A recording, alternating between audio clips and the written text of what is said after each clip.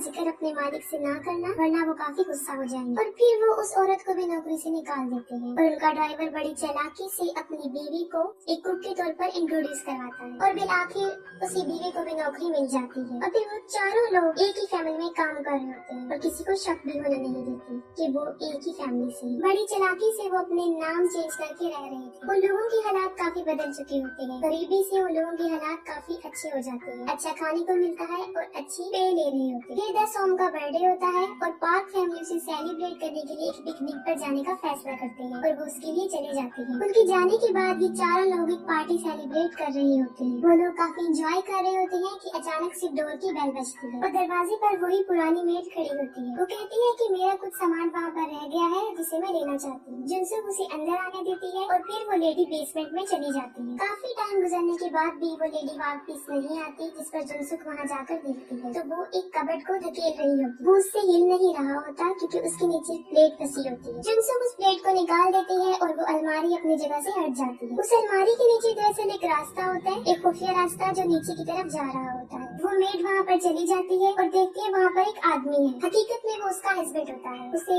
उसने यहाँ पर छुपा कर रखा होता है। उसे यहाँ पर तकरीबन 4.5 साल हो जाते हैं। पाक फैमिली को इस बारे में नहीं पता होता क्योंकि उनसे पहले जो फैमिली यहाँ पर रह रही थी वो उन्हें नहीं बताती और ये लेडी काफी अरसे से यहाँ काम कर रही होती है। ये सब जानती है कि यहाँ एक खुफिया रास्ता है। उसने अपने हस्बैंड को यहाँ इसलिए छुपाया होता है क्योंकि उसके सर पर कुछ कर्जा होता है जिसको अगर वो नहीं उतारेगा तो लोग उसे मार देंगे। फिर वो मेड जुनसुक को कहती है कि तुम हफ्ते में एक मरतबा मेरे हस्बैंड को खाना दे दिया करो, यहाँ पर फ्रिज अवेलेबल है, इसके बदले में मैं तुम्हें पे कर दूँ। जुनसुक इनकार कर देती है और पुलिस को कॉल करने का बोलती है, जिस पर वो औरत काफी मिन्नतें करती है कि वो ऐसा ना करे। और जुनसुक का हस्बैंड बेटा बेटी सीढ़ियों से ये बातें सुन रही होती है। उनमें से किसी का पाँव स्लिप होता है और वो तीनों सामने आकर गिर जाते हैं। ये देखकर वो एक वीडियो बना लेती है और वो कहता है पापा मेरा पाँव, और ये भी वीडियो में रिकॉर्ड हो जाता है। उसे पता चल जाता है कि ये चारों फैमिली है और उन्होंने चालाकी से यहाँ पर नौकरी हासिल की है। ये वीडियो वो घर की मालकिन को सेंड करने का कहती है, जिस पर जुनसुक उसे काफी मिन्नतें कर रही होती है कि वो ऐसा ना करे। वो औरत अपने हस्बैंड को लेकर ऊपर आ जाती है और उन चारों को कहती है कि वो हाथ ऊपर करके खड़े हो जाए। वो चारों खड़े हो जाते हैं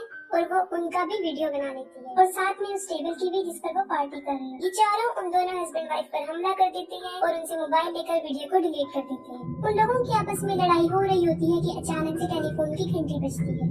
जुनसुक फोन उठाती है और ये घर की मालकिन का फोन होता है। वो कहती है कि तेज बारिश की वजह से ट्रिप कैंसिल हो गई है और हम 8 मिनट तक वापस आ रहे हैं। और वो उसे खाना बनाने का बोलती है और 8 मिनट तक उन्हें घर का सारा सामान भी सेट करना था। कार के दौरान वो तीनों उन दोनों हस्बैंड वाइफ का मुंह बंद करके खड़े होते हैं। फिर वो लोग उन हस्बैंड वाइफ को बांध कर दोबारा बेसमेंट में छोड़ आते हैं और उसके बाद सफाई करना शुरू कर देते हैं। और ठीक 8 मिनट के बाद वो फैमिली घर पर आ जाती है और वो लोग घर की सफाई भी कर चुके होते हैं। और पाक फैमिली को जरा भी शक नहीं होता कि उनके आने से पहले यहाँ पर क्या कुछ हो चुका है और वो लोग भी फिर छुप जाते हैं। वो लोग खाना खाते हैं और घर की मालकिन जुनसुक को बताती है कि एक बर्थडे की रात को मेरा बेटा केक खाने के लिए उठा था, तब उसने एक भूत को देखा था, लेकिन वो भूत नहीं होता, वो उस मेड का हस्बैंड होता है। और ये लोग समझते हैं कि शायद वो कोई भूत।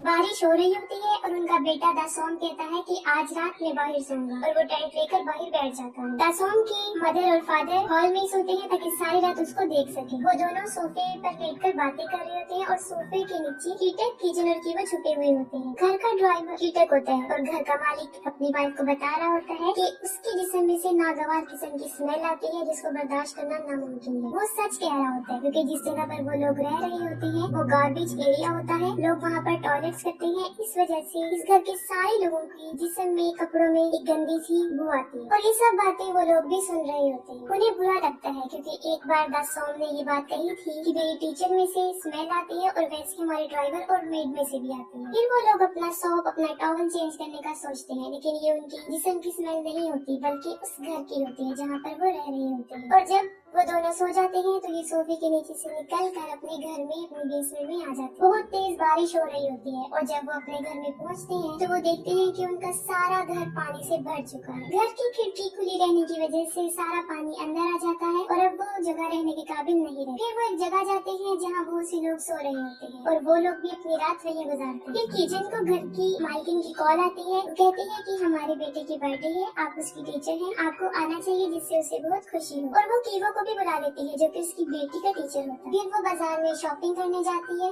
और जब वो गाड़ी में बैठी होती है तो उसके ड्राइवर में से एक अजीब किस्म की स्मेल आ रही होती है और वो अपने नाक पर हाथ रख लेती है, जिस पर उसके ड्राइवर को काफी बुरा लगता है क्योंकि वो नहीं चाहता कि लोग उनके साथ ऐसा रिएक्ट करें। उसकी मालकिन भी ऐसा करना नहीं चाहती लेकिन उसे ऐसा करना पड़ता है। फिर पार्टी चल रही होती है और कीवो और उसकी स्टूडेंट दहाई ऊपर होते हैं और कीवो उससे पूछता है तुम्हें लगता है कि हम इनमें से एक हैं? वो अपने जवाब को यस कहते हुए सर हिला देती है लेकिन वो इनमें से एक नहीं होते और वो सोचता है कि बेसमेंट में जो लोग हैं अगर वो ऊपर आ गए तो इनका राज फाश हो जाएगा और फिर उन्हें नौकरी से भी हाथ धोना पड़ेगा। फिर वो कुछ सोचते हुए वही पत्थर जो उसके दोस्त ने दिया था उसे निकालता है। वो उस पत्थर को लेता है और बेसमेंट में चला जाता है जहाँ वो मेड और उसका हस्बैंड होते हैं। घर की मेड की एक रात पहले ही मौत हो चुकी होती है क्योंकि जब वो लोग इन्हें नीचे लेकर जा रहे होते हैं तो वो भागकर ऊपर आने की कोशिश करती है, जिस पर जुनसुक उसे टांग मारती है, वो गिर जाती है और मर जाती है। उन चारों को भी इस बारे में पता नहीं होता कि वो नीचे पहुंच जाता है और उसके हाथ में वही पत्थर होता है। किसी तरह पत्थर उसके हाथ से गिर जाता है लेकिन वो बड़ी चालाकी से चुपके से जाकर उस पत्थर को उठा लेता है। वो उन दोनों को मारने आया था ताकि उनका राज कभी भी उनके सामने ना खुले क्योंकि वो अपनी फैमिली को बचाने के लिए कुछ भी कर सकता है। और वो